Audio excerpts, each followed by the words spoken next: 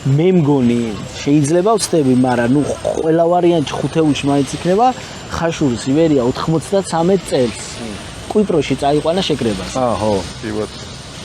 მე მგონი პირველი ქართული გუნდი იყო, რომელიც ევროპაში წავიდა შეკრებაზე.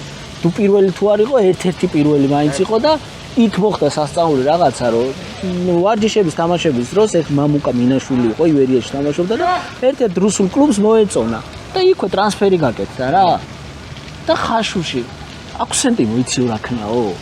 ფეხბურთელი გაყიდაო და ლანძღავდნენ. აუ რა, მაშინ საზოგადოებისთვის რა იყო რა და წამოდინე ეგეთი რაღაცეები, ეხა ცოტა დამბუზე, აი იმ დღე მაშინ წინაზე გავიგე შენგან რა, რომ აი რა იყო რომ ესენი ქონდა რაღაცნაირად იმ მომენტისთვის ძალიან პროგრესულად აზროვნებდა. ეგენ ჩართულ და საზოგადოება მე ამას გავხვედრებს. თან 90-იანები არეულობა, არავინ არ გასმოსორებს, ფეხბურთს არ გაყიდინებენ, რომ აი ვაჭარს გეძახიან. და დღეს ყველა ჩალიშოს და თავის ფეხბურთელი უკეთეს გუნდში გადავიდეს, რომ აი ამების მიუხედავად, აი მამაჩემი რაღაცნაირად როგორც პიროვნება მაინც არ გატყდა რა.